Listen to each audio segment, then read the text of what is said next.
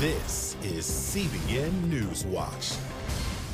And thanks for joining us for CBN NewsWatch. I'm Heather Sells. We begin with the latest on the COVID-19 pandemic. The nation's leading infectious disease expert says that we are still in the first wave. The U.S. is closing in on 3 million confirmed cases, and more than 130,000 Americans have died. Dr. Anthony Fauci says the pandemic is getting worse because some states and cities moved to reopen before the country sufficiently lowered the number of cases. That includes Georgia, where Atlanta Mayor Keisha Lance Bottoms has now tested positive, along with her husband and one of her children. It was too soon, and we're paying for it, not just in Georgia, but we're paying for it across the country, and people are paying for it with their lives. Health officials say there is a new trend. The average age of those testing positive now is 15 years younger than it was just a few months ago. Well, COVID restrictions have U.S. universities bracing for a big drop in international students this fall. The students have been affected by travel and visa processing issues. And out this week, new guidance from the U.S. Immigration and Customs Enforcement that is making it even tougher on these students. For example, if a college just offers online classes this fall, students on visas will have to leave the U.S. or find in-person education elsewhere. And we are joined now by Greg Howe. He's Senior Assistant to the President at InterVarsity Christian Fellowship USA. Greg, thank you for joining us. Thanks for having me. So InterVarsity does a lot of ministry with international students. What are you hearing from them about what's going on? Will they be back this fall? Well, what we're hearing is a lot of students aren't able to return if they went home and are unable to get back. And of course, the newest ruling by the Department of Immigration and Customs Enforcement suggests that even students who have valid visas, who are here at universities on enrolled courses of study, but where the universities have gone online, won't be allowed to stay. So for those students, there's panic at this point. They have to go home or they have to switch universities, and their future is a little uncertain. If they go home, can they come back? And this applies not just to small schools, but for example, Harvard University just announced that it was planning to be online completely in the fall for at least undergraduate students, which means every international student at Harvard University will either have to switch schools or head back home. Wow, this is a lot for these students to think through. How will this affect your ministry to these students? Well, it's going to do two things primarily. The first, obviously, is immediate. We need to help those students come up with alternative plans, whether to enroll in a new university or to get back home. And flying overseas in the midst of a pandemic is quite difficult. I think the second thing is, how do we care for the students who are here, who are constantly wondering whether, as international students, they're actually welcome in the United States? The vast majority of international students in the United States never make it into an American home. They're never welcomed by an American family. Now to have the government say, if you can't be enrolled in an in-person class when so many universities are going online, you have to at home, they're beginning to wonder about their overall welcome. And for the church, I think it's a great loss. This is an opportunity for the leaders of every country in the world to come to interact with us and to engage with us. So we're praying both for the students, but also for international student outreach across the United States. Really a huge ministry opportunity. And I want to ask you, too, just overall, as you think about ministry this fall, with universities still so, up in the air in a lot of ways about how they're going to handle classes, how they're going to handle extracurricular activities. How are you trying to prepare to minister to students this fall? Well, we're doing two things. That's a great question. The first thing that we're doing is we are working hard to try to meet students digitally during the summer. So I strongly encourage parents and churches to connect your college students to campus ministries before they even get there, because if they arrive at a socially distanced campus, it's crucial that they walk into a community that they've already met via social media calls or Zoom meetings. So, for example, if you go to intervarsity.org, you can find a list of all of the chapters that we're at. A parent could click on that. A student could connect with students before they even arrive to make sure that they have a community to join. The other thing that we're trying to do is reach all of the students who won't meet Christian students otherwise if student activities aren't allowed on campus in the fall. And so you should begin to see in July and August most campus ministries ramping up to try to engage with students before they go and to engage students who are going to be primarily online this fall. So We're still planning to do ministry, but we're going to see a lot more digital attempts to connect with them. And if people follow us, for example, at intervarsity.org, we'd be happy to continue to update them. I'm sure every other campus ministry in the country is making similar plans to make sure that no matter whether they're online or in person, students are going to have an opportunity to meet Jesus. And just briefly, Greg, how are you seeing these times impact students spiritually? There's so many challenges for college students. Absolutely. I think what we've seen is both a parallel rise of anxiety among students. Their plans for the next semester, their year, their careers have suddenly come undone, particularly for graduating students. And so anxiety and depression are continuing to be on the rise. And simultaneously, at least for InterVarsity, we've seen more students join small groups than were involved with small groups on campus because now they're free. They have a little bit of time and their deeper longings are being exposed. We watched 244 students come to faith over the course of about 8 national online worship meetings that we had for our students. And so there's unique openness and unique opportunities to talk. Well, Greg Howe, we are out of time, but thank you so much for your time and your work. Thank you so much. Gun violence broke out in major cities over the 4th of July weekend. Scores were killed and wounded in Chicago, Atlanta, and New York. For weeks, protesters have taken to the streets over racial injustice at the hands of police, but these other deaths don't seem to get the same attention. Charlene Aaron has more. Georgia's governor is calling out the National Guard to protect the state capitol and the governor's mansion after deadly violence over the holiday weekend. 31 people were shot in 11 incidents, and the State Highway Patrol headquarters was attacked. One of the dead is 8-year-old Sequoia Turner, killed Sunday while riding with her mom and a family friend in Atlanta, not far from the burned-out Wendy's where Rayshard Brooks was killed by a white police officer. The area has since been occupied by armed demonstrators. In an emotional press conference, her parents leveling this accusation. They say Black Lives Matter. You killed your own. Killed your own this time. The shootings come after weeks of protests to defund police following the deaths of Brooks and George Floyd. Mayor Keisha Lance Bottoms says enough is enough. We are doing each other more harm than any police officer on this force. We've had over 75 shootings in this city over the past several weeks.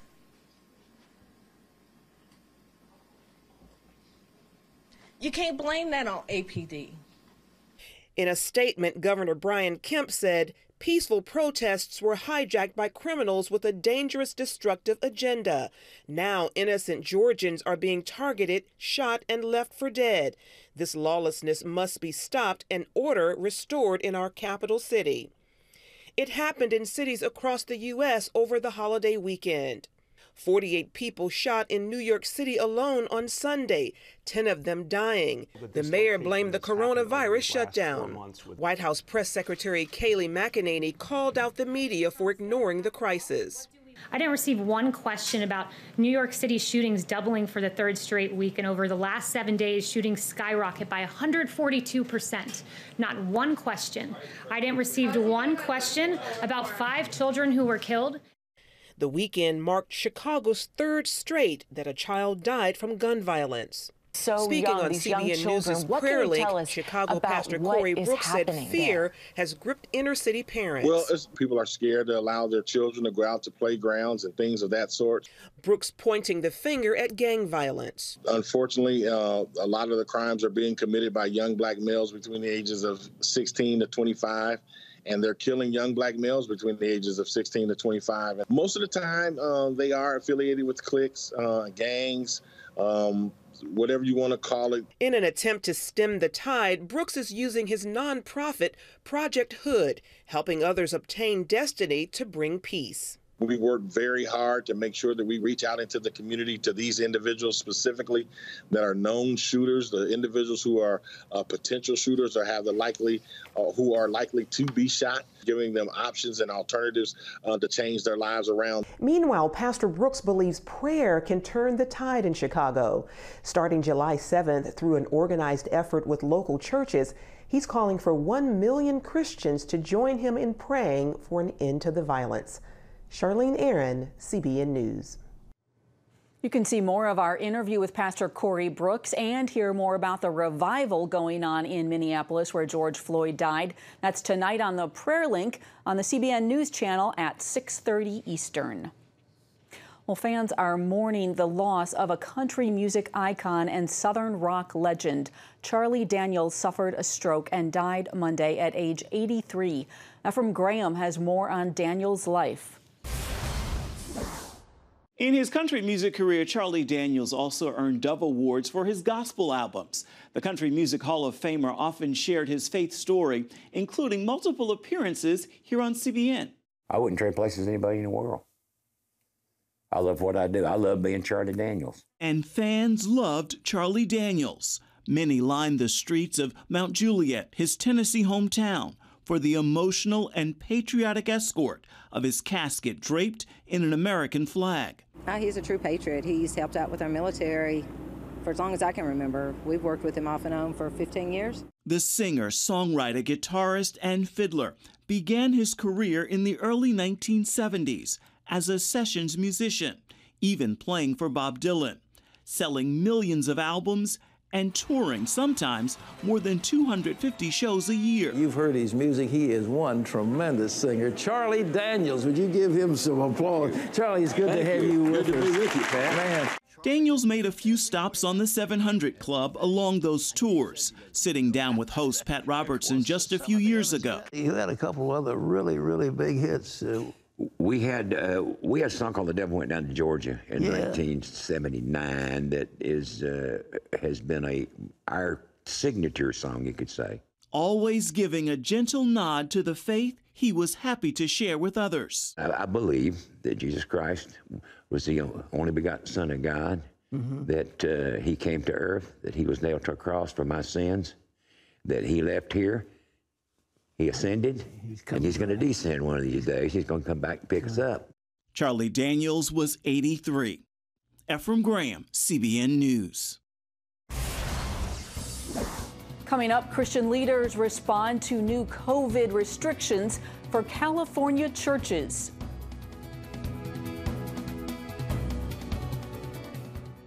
Hey, if you're tired and exhausted all day, you can't think clearly, and you really just need a cup or even a pot of coffee to get through your day, then join me, Dr. Josh Axe, for this new series where I'm going to teach you how to transform your diet and use essential oils and supplements to get a better night's sleep. Wake up to your best life. Call 1-800-700-7000 to get your free DVD or booklet of Protect Your Sleep today. It's about the competition. I kind of put that pressure on myself, and I think people had expectations. It's about overcoming. We use this phrase all the time, keep chopping, keep practicing hard. It's about going the distance.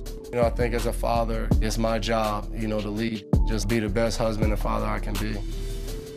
Watch Going the Distance with Sean Brown Saturday night at 7:30 on the CBN News Channel.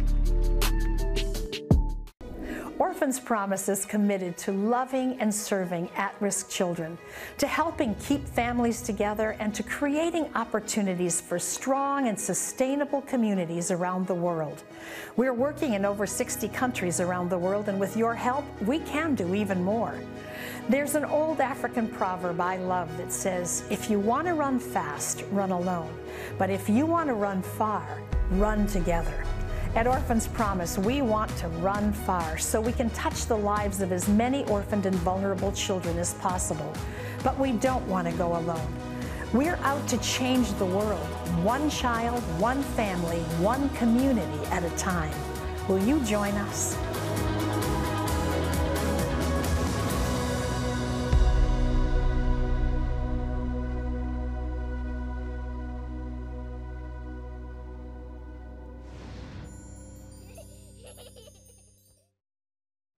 The governor of California has placed a ban on singing and chanting activities in churches and limited indoor attendance to 25% of building capacity or 100 people, whatever is lower. It recommends that churches have members sing online from their homes. Pastor Sam Rodriguez is one of the faith leaders speaking out against this. He's the president of the National Hispanic Christian Leadership Conference and a member of the National COVID-19 Recovery Commission. Pastor Sam, thanks for joining us. Pastor Sam, thanks for joining us. Can you hear me? All right, Pastor Sam. Okay, great. Did you see this coming, this ban on singing in churches? No, that's maybe in a parallel universe. Absolutely not. I mean, in light of everything that's taking place, and after the tragic, horrific murder of George Floyd and the protests, and my family and I, we peacefully protested and marched, of course. It's a cause of justice. But no. So for the governor just to say, you're banned, and the terminology, the phrase he used was banned. Are you kidding me? Because I just participated in a protest where many individuals were wearing masks, but many were not. Many were not. And how can you permit tens of thousands to march in protests? And again, I endorse and back up the peaceful protests. But then how can you say that 100 people can't sing in church? And of course, and again, the word ban, it was done with such nonchalant, dictatorial, totalitarian, just off the cuff. You're banned. You can't sing at church. Are you serious? So I just hope and pray that every Californian will wake up and smell the proverbial coffee and push back on this. It's outrageous. Right. Of course, music, worship, that's completely central to what we do in a church service. What are you hearing from churches about this? Worship leaders, how are they responding? Look, I would have had no qualms whatsoever if the governor would have said, hey, worship is such an important part of our faith communities, particularly, to be honest, in California, African-American, Latino. This is in church, we worship, we praise, meaning all churches do, but part of our cultural DNA is we get our praise on. And he could have said, we should, I highly recommend churches avoid choirs. If you are going to sing at church, wear a mask. That would have been nuanced. That would have been beautiful. That would have been nice. But that's not what he did. I hereby ban singing, chanting, worshiping. Are you, I mean, again, even the wording, the demeanor, the arrogance, it's just totally wrong. And churches, listen, we had church on Sunday. Everyone had masks on. Maybe everyone's a strong term. The vast majority of people had masks on. My entire team did have masks on. And we worshiped. We praised the Lord. We're 7 feet away from the next family. People in front of us, behind us, very well protected. We're dotting every I and crossing every T. But we praise the Lord because God inhabits the praises of his people. And it's the reason I marched and protested was to petition the government. The reason why I praise is to petition God. Well, I guess I've got two questions for you then. Are you concerned about being arrested because you are singing? And what is your next step if the governor doesn't budge on this? I'm going to continue to praise the Lord. Again, I'm going to have my team wear masks, and I'm going to have my members. I'm going to encourage them when they walk in. We have masks for every single person who comes in. We're sanitizing every hand. We're asking you if you're sick not to come in at all. We're dotting every I, crossing every T, calling every family. We're doing all of that. We're going beyond the call of duty. I don't want anyone to get sick with COVID. God forbid. But I'm not going to stop praising. I'm not going to stop worshiping. What's the next step? I mean, what is Governor Newsom going to ask more? What's the next step? First, you can't gather. Then you can't sing. What's the next step? I mean, this is our religious liberty does not stop. We can't sacrifice our religious liberty on the altar of COVID-19 pandemic. This is outrageous. Again, there's a better way of doing this. High recommendations from the governor, high recommendations saying, I highly recommend you not to do the following, or if you do, take the following precautions. That would have been beautiful, but that's not what he did. He acted like a dictator. And it's totally inappropriate. And we, as Americans, we are what we tolerate. All right, Pastor Sam, I know a lot of people are watching California, watching to see what happens here. Thank you so much for your time. Thank you for having me.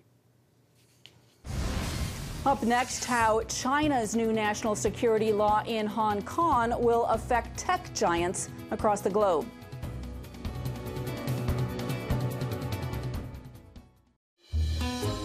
Daddy? Yeah, buddy.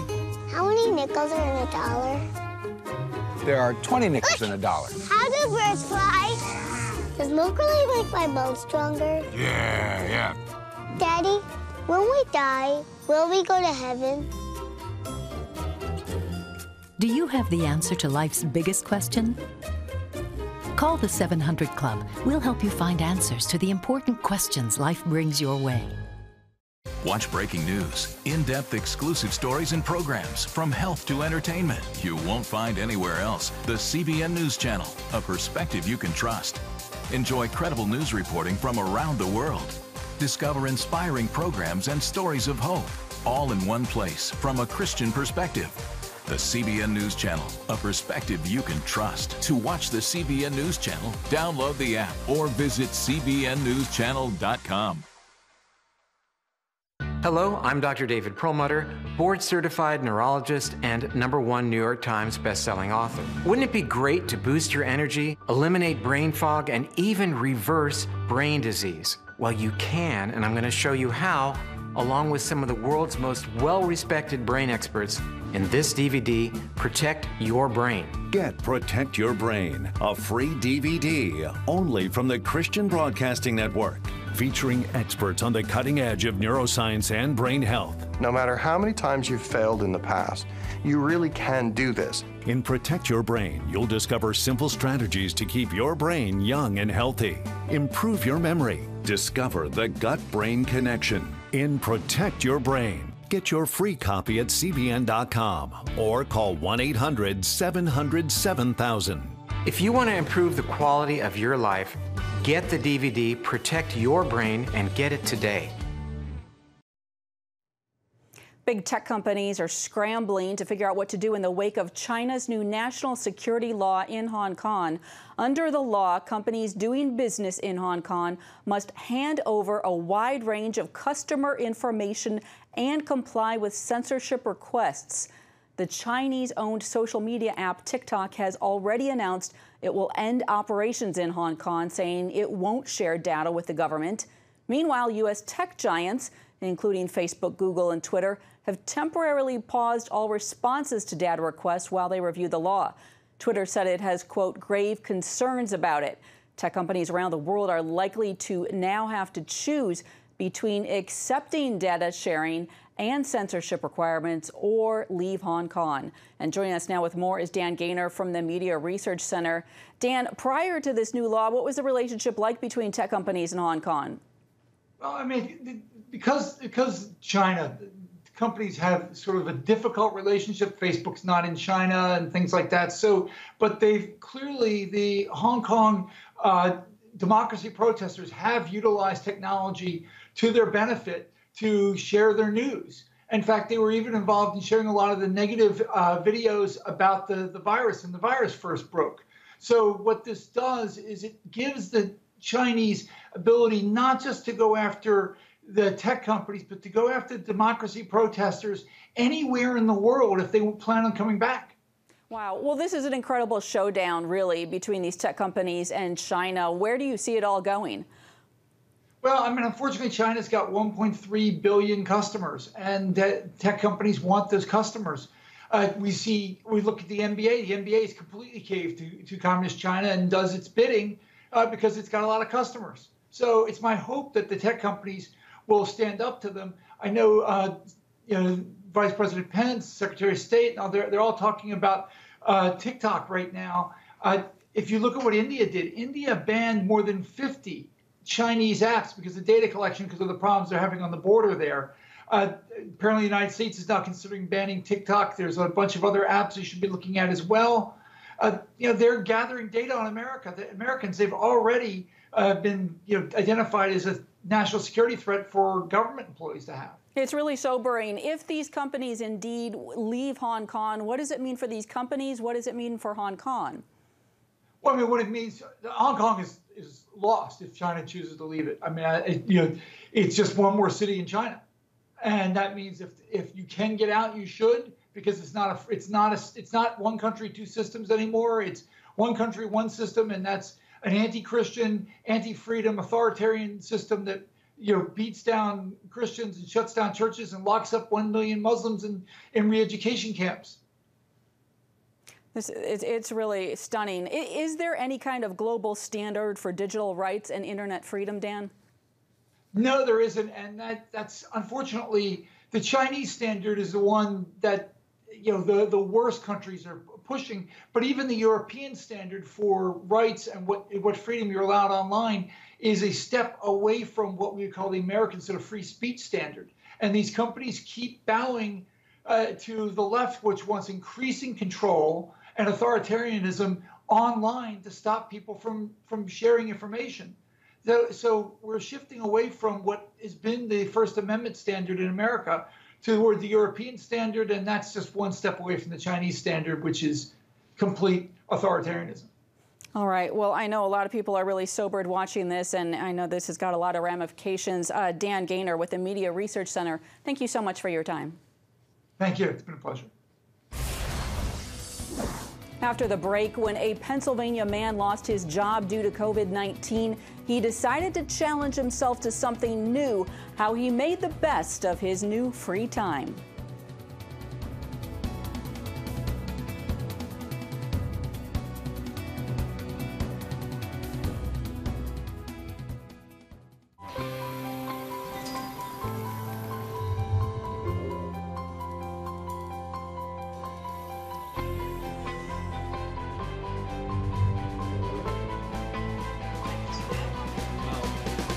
I am Region's first ROTC graduate student.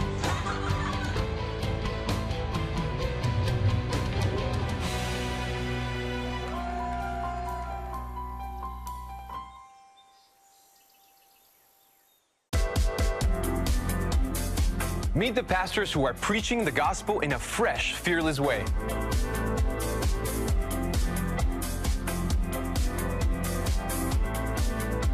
I'm Roberto Torres-Cedillo. Join me each week for Next Gen Voices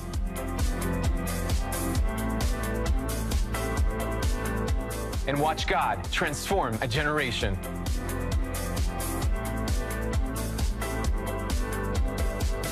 How'd you like to get a redo on your health, on your body, on your arteries, so you could have the energy you had 20 years ago? The great news is you can.